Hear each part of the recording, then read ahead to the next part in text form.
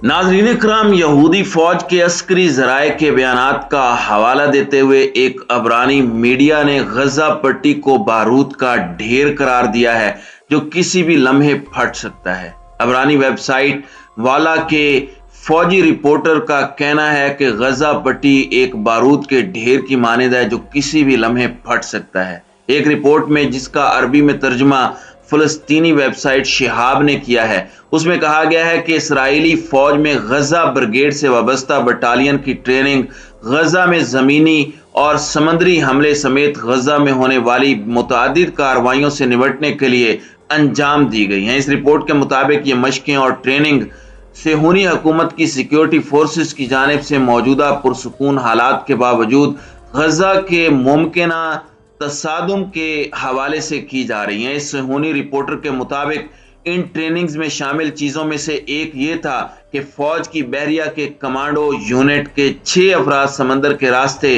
ज़िकियम के साहिल पर दाखिल हुए, जिसके बाद उशदूद के बहरी अड्डे के वॉच टावर ने उनकी शनाख्त की और फौरी तौर पर 74वीं बटालियन की कमांड ने ऑपरेशन को नाकाम बनाने और इस ग्रुप के अरकान की पेशकदमी को रोकने के लिए राब्ता किया और आखिरकार ये पेशकदमी रोक दी गई।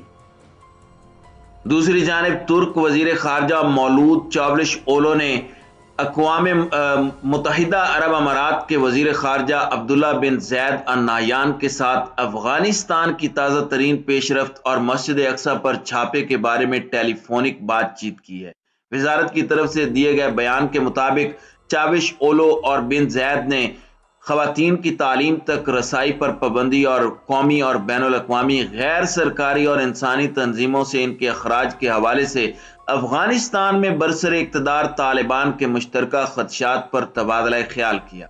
चावलिश-ओलो ने तालिबान से अपने इस फैसले पर नजरसानी करने की जरूरत पर जोर देते हुए मरबूत कोशिशों, खास तौर पर इस्लामी ताउन तंजीम की अहमियत पर जोर दिया। बिन ज़ैद ने कहा कि तालिबान का फैसला और लड़कियों की सेकेंडरी तालीम तक रसाई पर साबिका पाबंदियां बुनियादी इंसानी हुकूक की खिलाफ वर्जी हैं। मुलाकात के दौरान वज़रा ने इसराइल के इंतहाई दाएं बाजू के कौमी सलामती के वजीर अतमार बिन गोयर के मस्जिद अक्सा पर कल के हमले की मजम्मत का इयादा किया। दोनों वज़रा ने अल कुदस में मजहबी मकामात की हैसियत और तकद्दुस को बरकरार रखने के लिए ऐसी नाकाबिल कबूल कार्रवाइयों के खिलाफ हम-आहंगी बढ़ाने की अहमियत की तरफ तवज्जो मबसूल करवाते हुए कहा कि मस्जिद अक्सा को मुकम्मल तहफ़्फ़ुज़ में रखने और वहाँ संगीन और इश्तियाल अंगेज खिलाफ वर्जियों को रोकने की जरूरत है। दोनों वज़रा ने इसराइली हुक्काम से खित्ते में अदम इस्तेहकाम को कम करने की जिम्मेदारी लेने का भी मुतालबा किया है।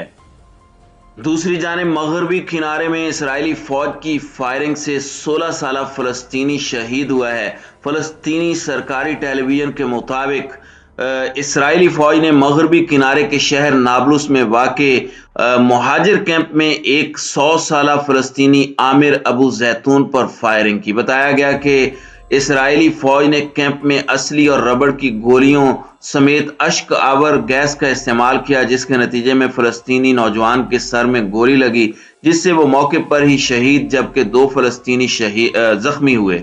वाज़ेह रहे कि रवां माह इसराइली फौज की फायरिंग से जाँ बहक फलस्तीनियों की तादाद 4 हो चुकी है। इससे कबल इसराइली कुव्वतों ने गुज़श्ता मंगल को एक 15 साला लड़के को फायरिंग करके कत्ल किया था। गुज़श्ता साल इसराइली कुव्वतों की फायरिंग से 170 से ज़ायद फलस्तीनी शहीद हुए थे। इसराइल के नए वजीर बराए सलामती उमूर अतमार बिन गोयर ने अवामी मकामात से फलस्तीनी परचम भी उतारने की हिदायत की है। बिन गोयर ने एक बयान में कहा कि कानून तोड़ने वाले दहशत गर्दाना झंडे नहीं लहरा सकते और दहशत गर्दी की हौसला अफजाई नहीं कर सकते, इसलिए मैंने अवामी मकामात से दहशत गर्दी की हिमायत करने वाले झंडों को हटाने और इसराइल के खिलाफ इश्तियाल अंगेजी रोकने का हुक्म दे दिया है। अबरानी अखबार हार्ट्स ने एतवार की शाम अपनी वेबसाइट पर कहा कि बिन गोयर का यह फैसला 1948 की सरजमीन के कस्बे आरा में मुनक्किद होने वाली तकरीबात में फलस्तीनी परचम बुलंद करने के मुताल्लिक आया है। ये तकरीबात इसराइली जेल में 40 साल गुजारने के बाद गुज़श्ता हफ्ते रिहाई पाने वाले फलस्तीनी कैदी करीम यूनुस की आज़ादी का जश्न मनाने के लिए मुनक्किद की जा रही हैं। دوسری جانب اسرائیل نے فلسطینی وزیر خارجہ کا سفری اجازت نامہ منسوخ کر دیا ہے۔ یہ فلسطینیوں کے خلاف صہیونی حکام کے نئے تادیبی اقدامات کے سلسلے کا حصہ ہے۔ ان کا اعلان اسرائیل کی نئی سخت گیر حکومت نے چند روز قبل کیا تھا۔ فلسطینی وزیر خارجہ ریاض المالکی نے اتوار کو ایک بیان میں کہا کہ وہ برازیل کے صدر کی حلف برداری کی تقریب میں شرکت کے بعد واپس آ رہے تھے جب انہیں بتایا گیا کہ اسرائیل نے اعلیٰ فلسطینی عہدیداروں کے لیے سفری اجازت نامہ منسوخ کر دیا ہے۔